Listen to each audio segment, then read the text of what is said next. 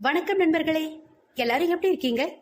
நிவி அம்மு தமிழ் நாவல் சேனலுக்கு உங்களை அன்போட வரவேற்கிறேன். மறுபடியும் ஒரு புதிய கதையோட உங்களை சந்திக்கிறதுல ரொம்ப மகிழ்ச்சி. கதையின் குரலாக நான் உங்கள் ஆர்ஜே நித்யஸ்ரீ. இந்த கதை உங்களுக்கு பிடிச்சிருந்ததுன்னா உங்க ஃப்ரெண்ட்ஸுக்கு ஷேர் பண்ணுங்க, கமெண்ட் பண்ணுங்க, லைக் பண்ணுங்க, மறக்காம நம்ம சேனலை சப்ஸ்கிரைப் பண்ணிடுங்க. உங்களோட ஆதரவு எங்களுக்கு பெரிய பலமா இருக்கும். சரிங்க, வாங்க கதைக்குள்ள போலாமா? வன்மை 14. மனோகரன் ஆத்திரம் தாங்காமல் தரையை குத்தினார். தன்னை உள்ளே விடக்கூடாது என்று சொல்லியிருக்கானே அந்த ராவணன், அவருக்கு பெரிய அவமானமாக இருந்தது. கனகா தன் அப்பாவிடம் நச்சரித்துக் கொண்டிருந்தாள். அப்பா, அமுதா பாவம், மணி இப்பவே 11 ஆகுது. ஓங்கி கனகாவின் கன்னத்தில் அறைந்து, நீதான அந்த ஐடியாவை அவளுக்கு கொடுத்த, இப்ப என்கிட்ட நச்சரிக்கிற? தொலைச்சிடுவேன். நானே இப்ப தப்பு பண்ணிட்டேன்னு தோடுந்து கனகா. இனி உன் பொண்ணுக்கும் என் பேரனுக்கும் கல்யாணமே கிடையாது. முதல்ல அமுதாவை காப்பாத்தணும். ராவணைய கைய விட்டு போயிட்டான். அது மட்டும் நடக்கவே கூடாது. அவ எப்பவும் போல என் கைக்குள்ள என் கட்டுப்பாட்டுல இருந்தாதான் எனக்கு மரியாதை கிடைக்கும். நான் நினைச்சது எல்லாமே நடக்கும். ஆதவ் வீட்டை சுத்தி பார்த்துவிட்டு தன் சித்தப்பாக்காக காத்திருக்க ஆரம்பித்தான். மீனாட்சி தான் எடுத்து வந்த உணவுகளை அங்கு சூடு பண்ணி கொண்டிருந்தாள். ராவணன் துனு அருகில் சென்று, இங்க யாருமே தூங்கக்கூடாது. நான் ஒரு முக்கியமான வேலை பார்க்கணும். நீ இங்க இருந்து இவளுக்கு தண்டனை கொடு. டிரெஸ் நான் சொன்ன மாதிரி ரெடி ஆகினோம். ராவணன் அங்கிருந்து மறைந்து தனது மேல் தளத்தில் உள்ள வீட்டிற்கு சென்றான். மீனாட்சி எடுத்து மேதை மேல் வைத்துக் கொண்டிருக்க அவன் சரியாக வந்து சேர்ந்தான். தன் தாய் எடுத்து வைக்கும் உணவுகளை பார்த்து கொண்டிருக்க ஆகாஷ் வந்து இணைத்துக் கொண்டான். இவர்களை அழைத்து வந்தவன் கொஞ்சம் தள்ளி கீழே அடித்துக் கொள்ளும் அப்பாவையும் மகளையும் கண்காணித்தான். மீனாட்சி சாதம் வைத்து சாம்பார் ஊற்றினாள். ராவணன் சாப்பிட ஆரம்பிக்கும் போது தன் பசியின் அளவை உணர்ந்தான். ஒரு பிடி உணவு அவன் அதிகமாக சாப்பிட்டதும் அவனுக்கு இன்னும் கூடுதல் தெம்பாக இருந்தது. தன் அம்மாவை பார்க்காமல், நீங்க சாப்பிட்டு இங்கே தூங்கிடுங்க, நாளைக்கு வீட்டுக்கு போலாம். இல்ல தம்பி, உங்க தாத்தாவுக்கு தெரிஞ்சா பிரச்சனை ஆயிடும். ராவணன் தன் தாய் வார்த்தையை கேட்டு ஒரு நொடி மௌனத்திற்கு பிறகு, அவர் நீங்க வீட்டுக்கு போனதுக்கு அப்புறம் தான் வருவாரு. மீனாட்சி தலையசைக்க ராவணன் தன் அண்ணன் முகத்தை பார்த்துவிட்டு ஒன்றும் கூறாமல் சென்றான். ஆகாஷ் தன் தம்பியை பார்த்து பெருமூச்சு விட்டு தூக்கத்தில் தள்ளாடும் மகனை தூக்கி கொண்டான். அமுதா தூக்கத்தை கண்ட்ரோல் பண்ண முடியாமல் தூங்கி விழ தன் மேல் அடி பலமாக விழவும் கத்தி கதறி எழுந்து மீண்டும் தன் வேலையை தொடர்ந்தாள். ஆபீஸில் உள்ளவர்கள் அனைவரும் தூங்கி விட்டனர். அதில் ஒரு 14 பேர் கொண்ட குழு தூங்கவில்லை. ரொம்ப பொறுப்பாக ஆர்வமாக வேலை செய்து கொண்டிருந்தது. அடுத்து ராவணன். அமுதா மட்டும் தூங்கவில்லை. துனு அங்கேயே ஒரு ஓரமாக சாய்ந்து தூங்கினான். அவன் அருகில் அமர்ந்திருந்த ரேஷ்மா அப்படியே அவன் தோளில் சாய்ந்து கொண்டாள். அமுதா இருவரையும் பார்த்தாள். பொல்லை கடித்துக் கொண்டு தன் வேலையை தொடர்ந்தாள். லண்டன் நகரம் இவர்களை அன்போடு வரவேற்றது. மாலை வேளையில் ஒளி விளக்குகள் மின்ன அந்த நட்சத்திர ஹோட்டல் ஜொலித்தது. கூட்டம் அதிகம், பல நாடுகள் கலந்து கொள்ளும் போட்டி அல்லவா. ராவணன் தனது தனிப்பட்ட விமானத்தில் வந்து இறங்கினான். அவன் பின்னே துலு, அமுதா எனும் சிலர் வந்தனர். ராவணன் ஸ்டைலாக கோலிங் கிளாஸ் அணிந்து கருப்பு வண்ண கோட் போட்டு கம்பீரமாக ராஜநடை போட்டு உள்ளே வர அனைத்து கேமராவும் இவனை கிளிக் பண்ணி கொண்டது. போட்டிகள் துவங்க இன்னும் கொஞ்ச நேரம் மட்டுமே இருக்க ராவணன் தனக்காக ஒதுக்கப்பட்ட இடத்தில் அமர்ந்து கொண்டான். ஆனால் அவன் விழிகளில் ஒரு தேடல் இருந்தது. துலு ராவணன் அருகில் குனிந்து, நீ நல்லா யோசிச்சுதான அமுதாவை ஷோ மாடல் ஆக்கப்பற? ராவணன் பதில் கூறவில்லை. சைத்து பயத்தில் கரண் தோளில் சாய்ந்து கொண்டாள். கரண் சின்ன சிரிப்புடன் சைத்து தலையை தடவி கொடுத்தான். மறுபக்கம் அதிதி இவர்களை பார்த்து சிரித்தாள். டார்லிங், நீ என்ன இப்படி பயப்படுற? எனக்கு இது முதல் முறை அதிதி, அதான் பயமா இருக்கு எனக்கு. அதிதி பெரிய மனிதர் போல, நீங்க வந்து என் மடியில உட்காந்துக்கிறியா? உன்னை நான் கட்டி பிடிச்சுக்கிறேன், உனக்கு பயம் எல்லாம் போயிடும்.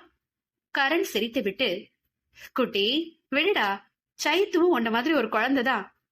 கரண் தனி விமானம் இல்லாமல் புது அனுபவம் இருக்க ஜான்வி, மேனகா, சைத்து, அதிதி நால்வரையும் அழைத்துக் கொண்டு பொதுவான விமானத்தில் பிசினஸ் கிளாஸில் அழைத்து சென்றான்.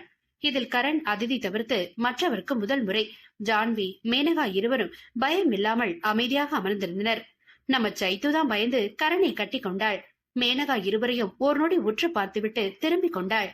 5 பேரும் லண்டன் வந்து சேர்ந்தனர். மாலை போட்டி நடக்கும் இடத்தில் கரண் அதிதி கூட அமர்ந்திருந்தான். ராவணன் தன் தேடலை நிறுத்தி கொண்டான். இந்தியாவை சேர்ந்த பல கம்பெனிகள் இதில் கலந்து கொண்டது. யாருக்கு வெற்றி என்பதே தெரியாமல் தங்களை தாங்களே பெருமை பீத்திக் கொண்டு அமர்ந்திருக்க கரண் தன் அதிதியை ஒரு கையால் பிடித்துக் கொண்டு சைத்துவை தேடிக் கொண்டிருந்தான்.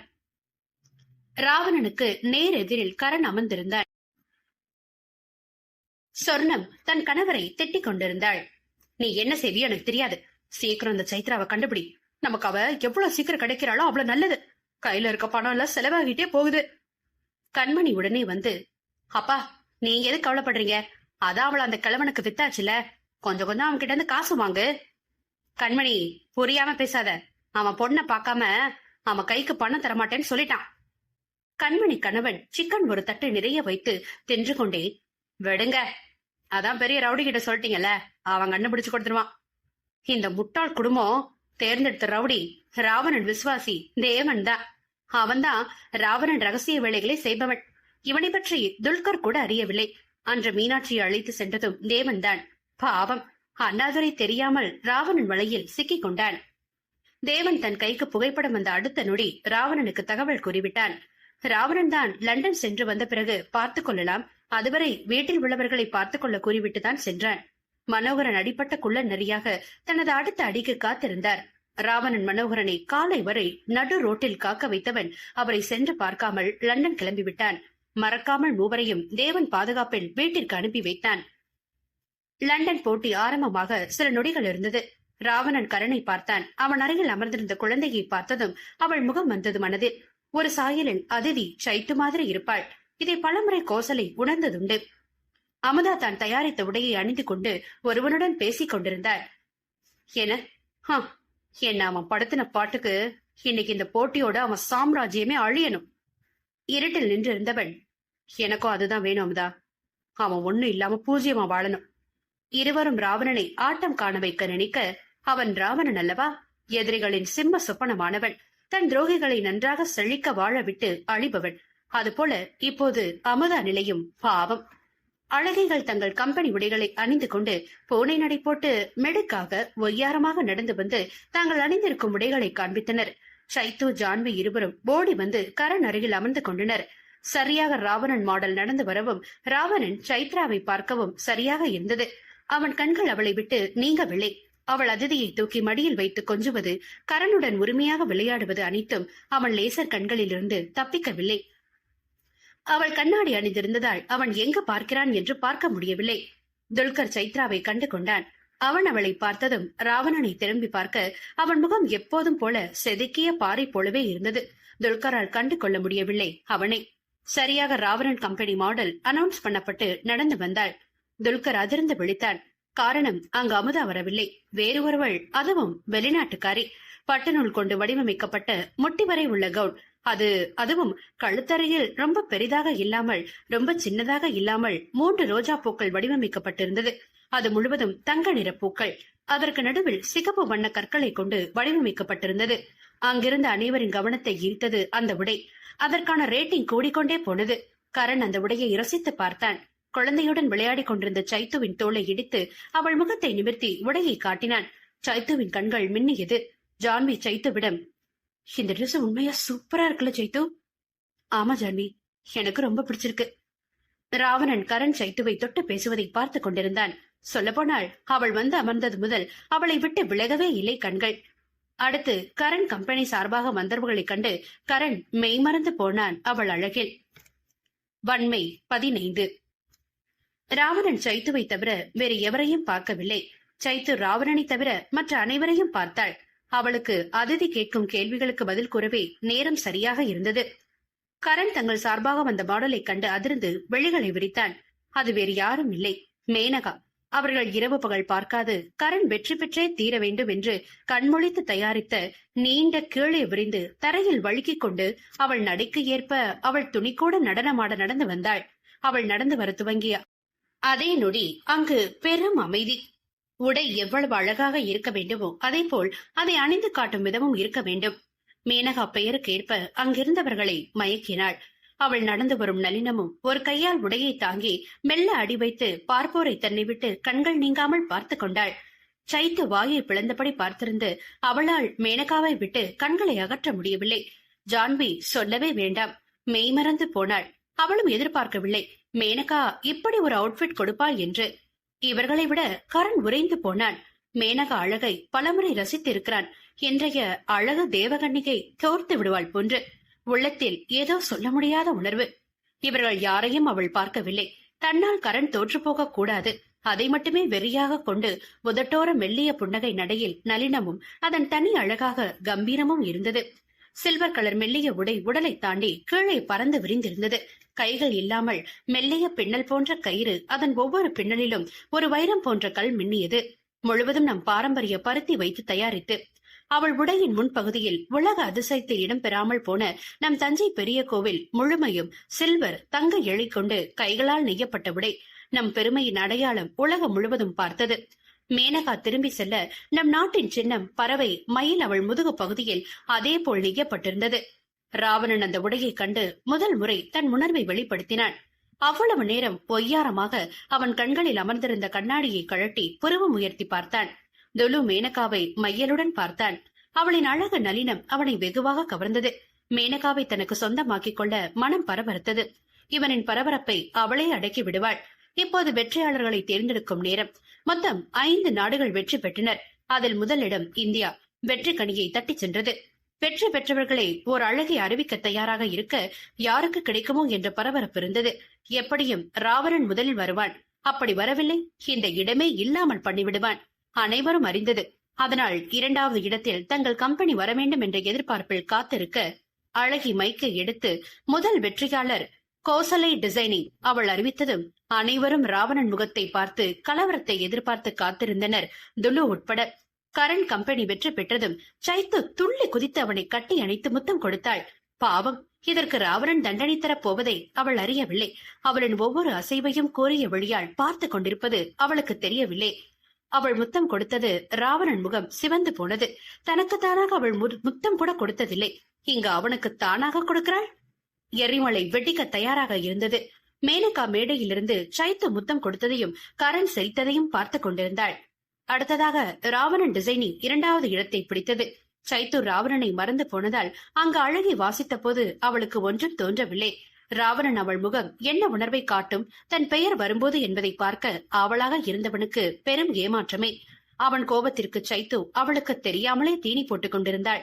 இருவரும் மேடை ஏறினர். சைத்த பார்வை முழுவதும் கரண் மேல் மட்டுமே இருந்தது. ராவணன் வருவதை அவள் கவனிக்கவில்லை. மற்றவர்கள் எதிர்பார்த்தது போல் ஒன்றும் நடக்கவில்லை.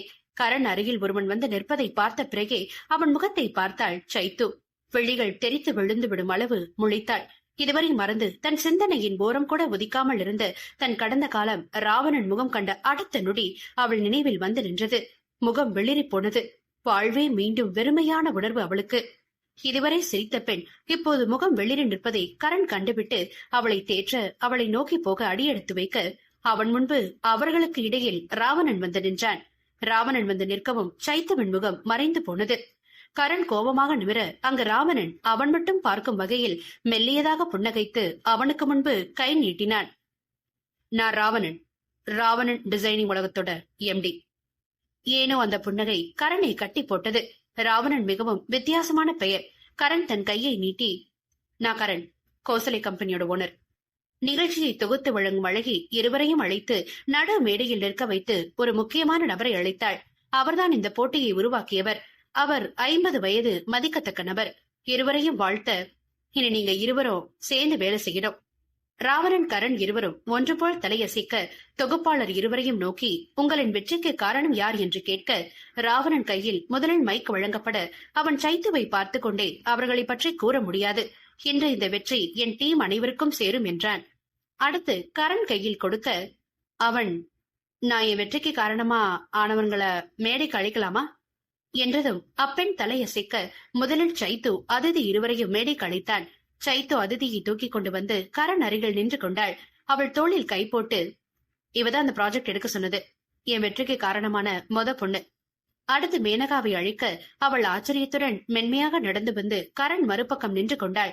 கீழிருந்து வீடியோ எடுத்துக் கொண்டிருந்த ஜான்வியை அழைத்து மேலே நிறுத்தி கூடுதலாக தன் தாயை விழித்து இத்தனை பெண்களை என் வெற்றிக்கு காரணம் என்றான். கரண் சைத்து தோளிலிருந்து கையை எடுக்கவே இல்லை. அவர்களை கணவன் மனைவி என்றே எல்லோரும் நினைத்துக் கொண்டனர். அதிதி மேனகாவிடம் தாவிக் கொண்டாள். ராவணன் பார்வை கரண் கையிலேயே நிலைத்து நின்றது. அங்கு துலு பார்வை மேனகா மீது நிலைத்து நின்றது. அவனுக்கு கரண் பற்றி தெரியாமல் விளையாட நினைக்கிறான். இனி பல மாற்றங்கள் எதிர்காலத்தில் இந்த ஒரு வெற்றியால் கரண் ராவணன் கூட்டணி உருவாக்கப் போவதை யாரும் அறிய போவதில்லை. சில உறவுகள் உண்மை முகம் வெளியே வரும். சிலரின் துரோகம் தெரிய வரும். சிலர் இழந்த உறவை திரும்பி பெறுவர். இதில் பல இன்னல்கள் இவர்களை வந்து சேரும். பார்க்கலாம் இவர்கள் எப்படி கடந்து வருகிறார்கள் என்பதை. விழா முடிந்து ராவணன் திரும்பும் போது கரணோ, ராவணன் வாங்க, எங்க உடனே போறீங்க? சைத்து பயந்து போனாள். அவன் விருப்பமில்லாமல் அவனிடம் பேசுவது அவனுக்கு பிடிக்காது. அவன் கரனை ஏதேனும் சொல்லி அவமானப்படுத்தி விடுவானோ என்றே பயந்தாள். ராவணன் கால்கள் அப்படியே நின்றது. கரண் அழைத்தது ரொம்ப உரிமையாக இருந்தது.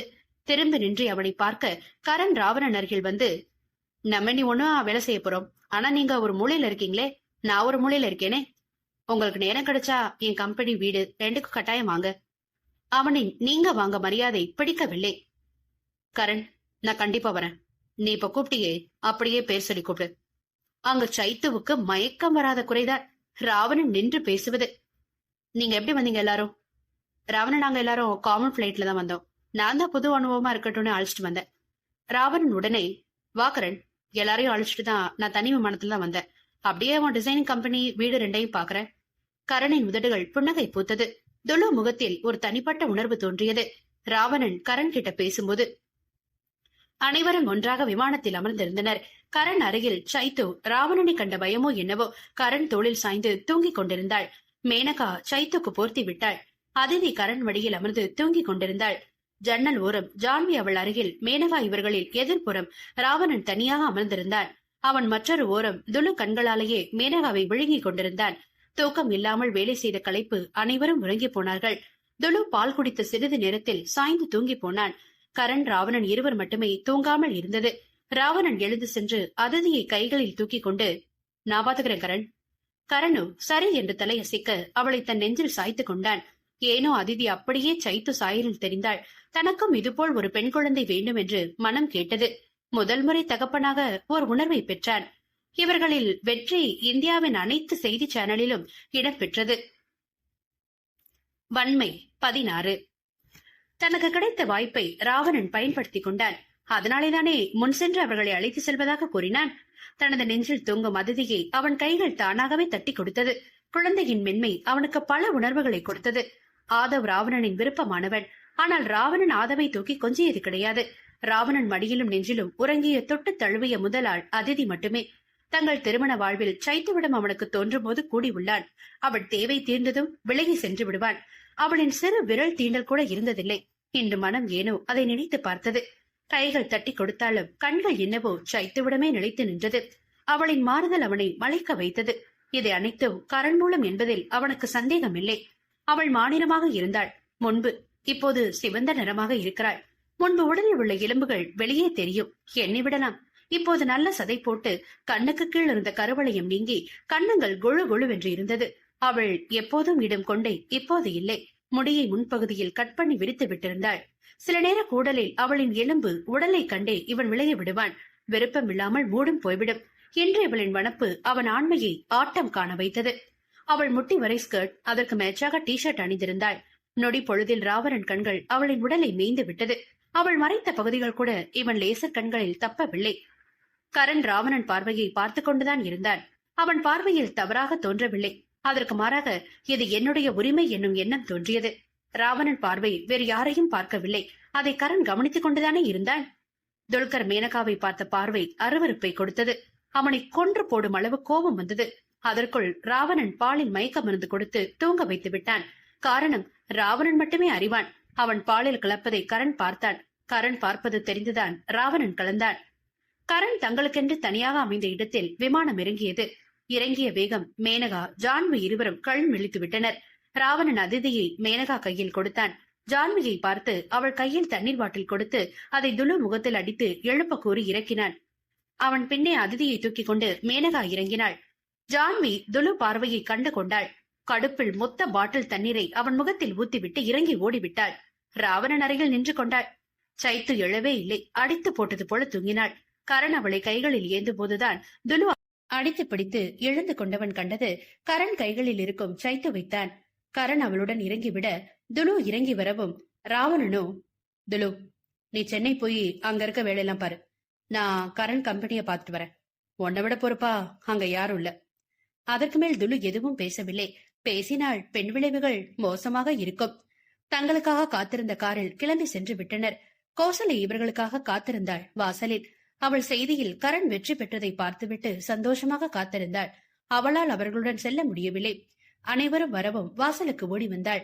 கூடவே புதிதாக ஒரு ஆண்மகன் கம்பீரமாக நிமிர்ந்த நடையுடன் வருவதைக் கண்டார். அவனின் பார்வை முழுவதும் கரண் கைகளில் இருக்கும் சைத்து மீதே இருப்பதை அவரும் பார்த்தார். தன் மகன் எது செய்தாலும் அதற்கு காரணம் இருக்கும். நல்ல தாயாக தன் மகனை நம்பினார். இல்லையென்றால் பெண்கள் அதிகம் இருக்கும் வீட்டிற்கு புதிதாக ஒருவரை அழைத்து வரமாட்டான். கோசலை வரவேற்று அமர வைத்து சமையல் செய்பவர்களிடம் டீ எடுத்து வர கூறினார். கரண் அவளை தூக்கிக் கொண்டு அவள் ரூமில் படுக்க வைத்து வந்தாள். இவர்களில் வெற்றி தீயாக பரவியது. அதை பார்க்கக்கூடாத கண்கள் பார்த்தது. கண்மணி தன் அம்மாவை ஏலம் விட்டாள். அம்மா அம்மா, இங்க வா, அங்க பார் சைத்ரா. சொர்ணம் அண்ணாதுரை இருவரும் ஓடி வந்தனர். செய்தியில் கரண் சைத்து தோளில் கை போட்டு அதிதியை கையில் வைத்துக் கொண்டிருப்பதும், இரண்டு பக்கமும் மேனகா ஜான்வி அவர்கள் அருகில் ராவணன் நிற்பதும் தான் காமித்துக் கொண்டே இருந்தனர். சொர்ணம் வாயை பிளந்து கொண்டு பார்த்தாள். அண்ணாதுரைக்கு அதிர்ச்சி. கண்மணி வயிறு எரிந்தது. அம்மா, அங்க பாரு, அவ எப்படி மாறிட்டான்னு.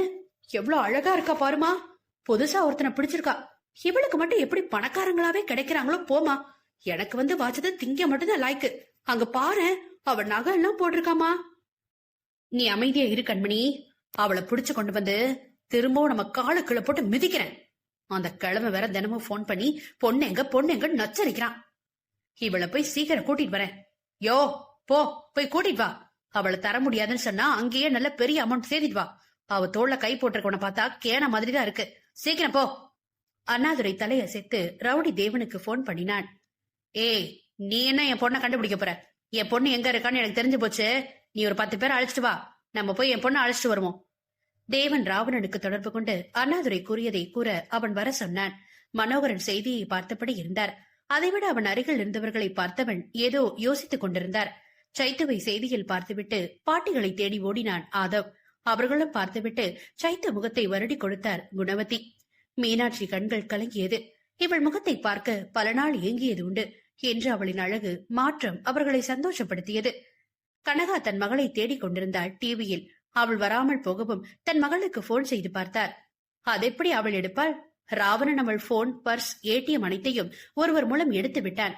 அவள் இரவு முழுவதும் தூங்காமல் தயாரித்த உடை மட்டுமே அவளிடம் இருந்தது. அதுவும் அவள் அணிந்திருந்தாள். ராவணன் அவளை லண்டனில் விட்டுவிட்டு வந்து விட்டான், பணம் இல்லாமல்.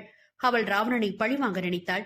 ராவணனின் மூளை உடல் முழுவதும் வைத்து தன் கண்களை எல்லா பக்கமும் பார்க்க விடுபவன் என்பதை அவள் மறந்து போனாள். அதனால்தான் இந்த நிலை. கனகா பயத்தில் உறைந்து போனாள். தன் மகளின் நிலை என்ன ஆனதோ என்று. தன் அப்பாவிடம் போய் நிற்க முடியாது. அவரே நிறைய கோபத்தில் உள்ளார். என்ன செய்ய என்று தெரியாமல் தவித்தார். துல்கர் அம்மா அப்பா இருவரும் மனோகரன் முன்பு வந்து நின்றனர். மனோகரன் அவர்களை அழைத்துக் கொண்டு தங்களது ரகசிய அறைக்கு சென்றான். அது மனோகரன் கைரேகை இருந்தால் மட்டுமே திறக்க முடியும். உள்ளே ஒரு மினி பார் இருந்தது. 3 கண்ணாடி கோப்பையில் யாமினி மதுவை ஊற்றி மனோகரன் அருகில் அமர்ந்து கொண்டாள். மனோகரன் வயதானாலும் கட்டுக்கோப்பான உடல் வகை கொண்டவர். பெண் பித்தன், தீராத வெறி கொண்டவன். அது குணவதி தெரிந்தும் அமைதியாக விட்டுவிட்டார். அவரால் முடியவில்லை. ஆளுக்கொன்று எடுத்துக்கொண்டு அமர, இதுக்குதான் நான் முன்னாடியே சொன்னேன், நீதான் கேட்கவே இல்ல. இப்ப பாரு, ராவணன் உன் பிடிய விட்டு போயிட்டே இருக்கான். என் பொண்ணு அவனுக்கு கல்யாணம் பண்ணி வச்சிருந்தா அவனும் நம்ம கை பொம்மையா இருந்திருப்பான்ல கடைசி வரைக்கும். இப்ப எல்லாம் போச்சு. நம்ம மாட்டிக்க கூடாது.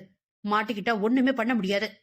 மனோகரன் யாமினின் தோளில் கை போட்டு அறைகள் இழுத்து கொண்டு, உனக்கு தெரிஞ்சு இப்படி பேசுற யாமினி? என்ன மனம் பேசிட்டு இருக்க? இந்த காலத்துல எல்லாம் எப்படி எப்படியோ கல்யாணம் பண்ணிருக்காங்க. நீ யாமினி கூட உறவுல இருக்கிறதுக்கு இவ்வளவு யோசிக்கிற? நீ விடு, போனது போகட்டும். இப்ப ஒண்ணு கெட்டு போகல. என் பொண்ணு தயாரா இருக்கா. அவளும் நம்மள மாதிரிதான். ராவணன் கல்யாணம் பண்ணி வச்சிடலாம். சரவணன் தான் ஒரு தகப்பன் என்பதை போல் பேசாமல் புரோக்கர் போல் பேசிக் கொண்டிருந்தான். அவன் தாலி கட்டிய மனைவி வயதானவன் கூட தொடர்பில் இருப்பது தெரிந்தும் வேடிக்கை பார்க்கும் எச்சைகள். இவர்களின் உறவு வீட்டில் உள்ளவர்களுக்கு தெரியாது. மனோகரனின் உண்மை முகம் குணவதி கூட அறிந்ததில்லை. அவன் ஒரு பெண் பித்தன் என்பதை மட்டுமே அறிந்துள்ளாள். அதனாலே தன் பேரன் ராவணன் வாழ்க்கையை கெடுத்து விடுவானோ என்று அனுதினமும் கடவுளை வேண்டிக் கொண்டு கண்ணீர் வடித்தார். அவனுக்கு நல்ல வாழ்க்கை அமைத்துக் கொடு ஆண்டவா என்று தினமும் கடவுளிடம் கோரிக்கை வைத்து வருகிறார். பார்க்கலாம், அவர் வேண்டுதல் நடக்குமா நடக்காதா என்பதை.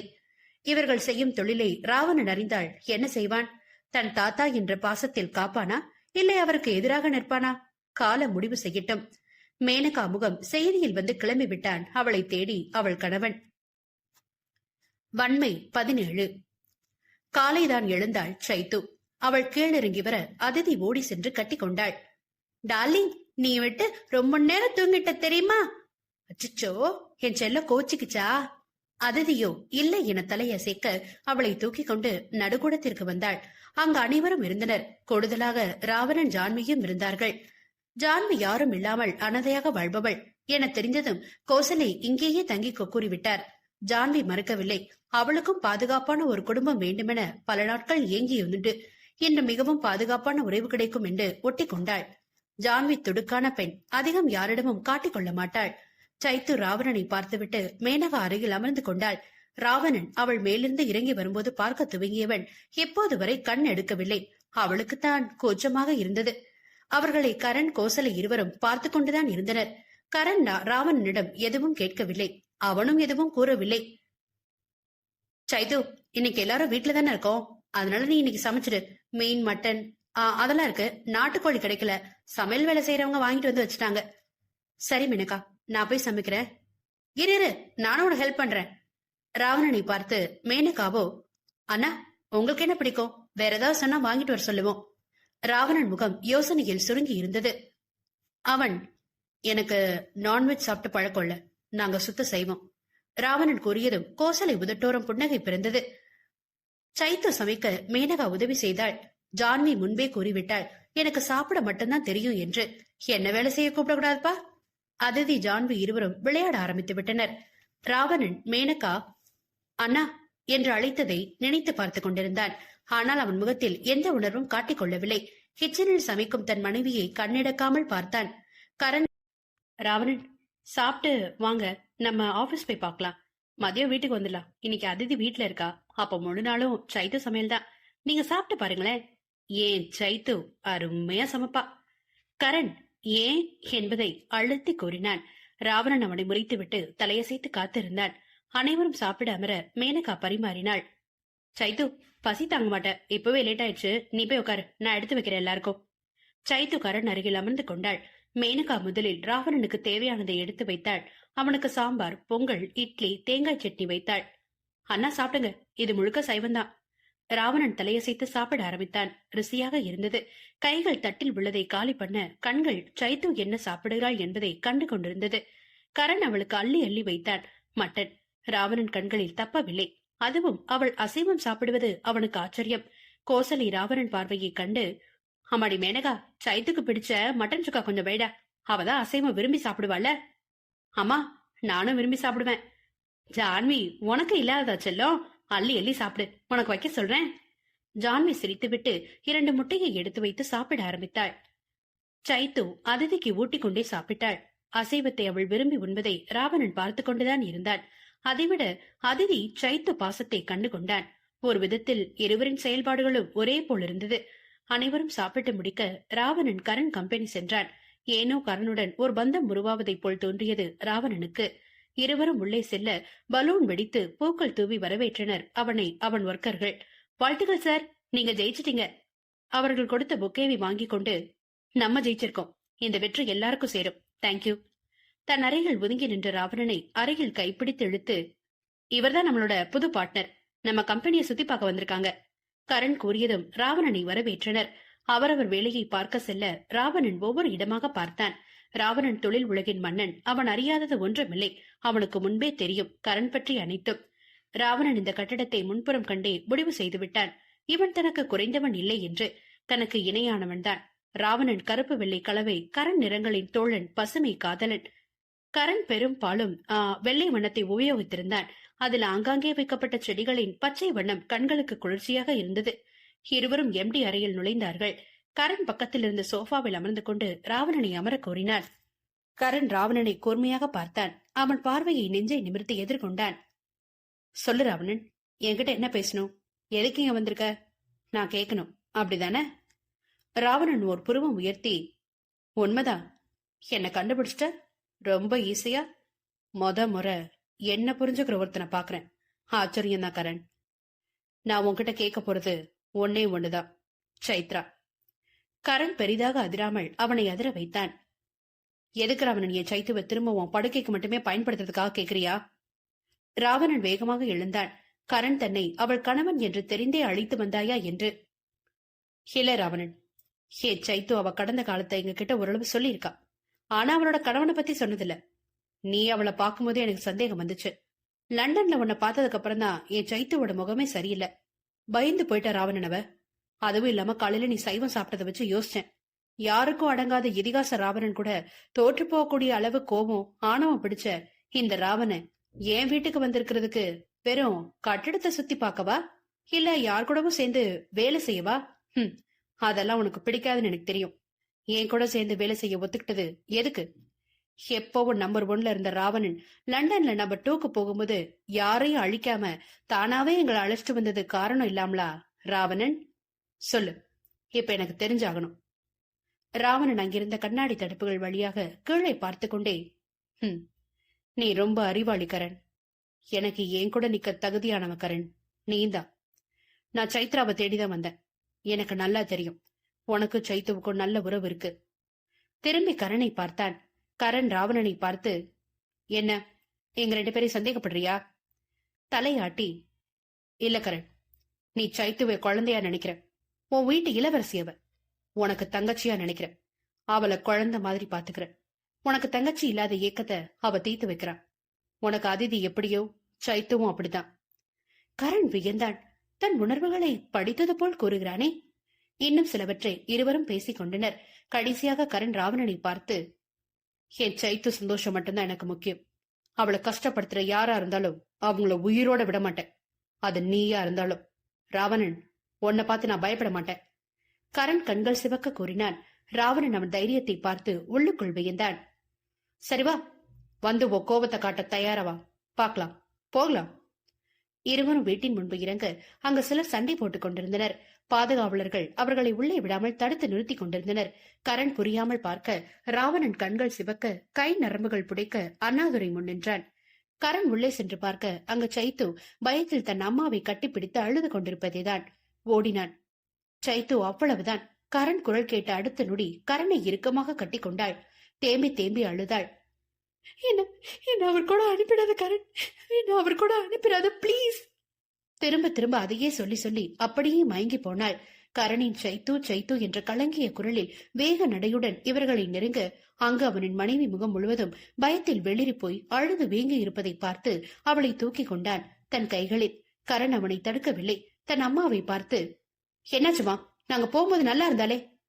கரண், வெளியில நிக்கிறது சைத்துவோட அப்பாப்பா. வந்து எங்க பொண்ணை என் கூட அனுப்புங்கன்னு நிக்கிறாரு. சைத்து ரொம்ப பயந்துட்டா. உனக்கு போன் பண்ண உள்ள போக நினைக்கும் போது நீ வந்துட்ட. ரவுடிங்க கூட வந்து சண்டை போடுறாருப்பா. கரண் சுற்றி பார்த்து, அதிதி எங்க? அவளை மேனகா தூக்கிக்கிட்டு ரூமுக்கு போயிட்டா. கரண் முகம் கோபத்தில் சிவந்து போனது. இவன் தானே என் சைத்துவ பணத்துக்கு வித்தது. இப்ப வந்து பொண்ணு வேணும் நிக்கிறான். வெளியில இருந்து புதிதாக ஒரு குரல் கேட்டது. ஏ கழுத, வெளியே வாடி. ராவணன் வருவான்.